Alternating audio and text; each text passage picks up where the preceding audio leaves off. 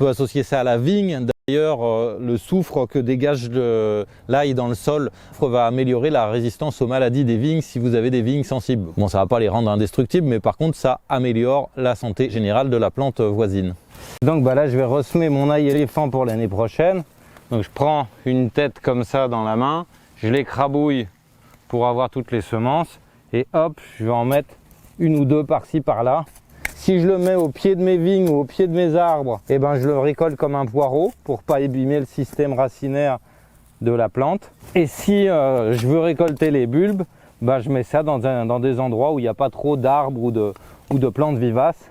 Si je l'associe à mon framboisier, donc ça c'est une framboise qui est très intéressante, c'est Imbo Top. Du coup je vais en mettre un peu avec le framboisier. Et ça, celui-là je le récolterai comme un poireau. Et voilà, en 5 minutes, je viens de planter de quoi manger presque 1 kilo d'ail en 5 minutes.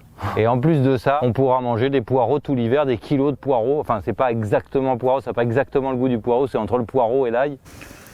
Voilà, là, associé avec de la ronce sans épines.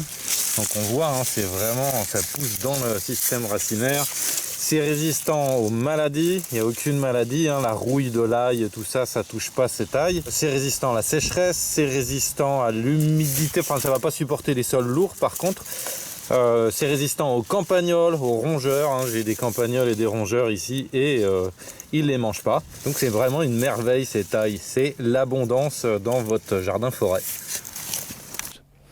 Alors ça aussi, vous pouvez acheter des bulbilles sur le site de la Forêt Nourricière. Donc cette variété-là qui est très rare et la majorité en fait ne font pas de bulbilles de ce que vous pourrez trouver dans le commerce. Et cette variété qui fait les bulbilles, j'en vends sur mon site internet. Voilà, j'espère que ça vous a plu. N'hésitez pas à mettre un pouce, à vous abonner à la chaîne et puis vous pouvez retrouver toutes ces infos dans ma formation en ligne Créer des jardins forêts productifs et dans mon encyclopédie de permaculture en climat tempéré. À bientôt!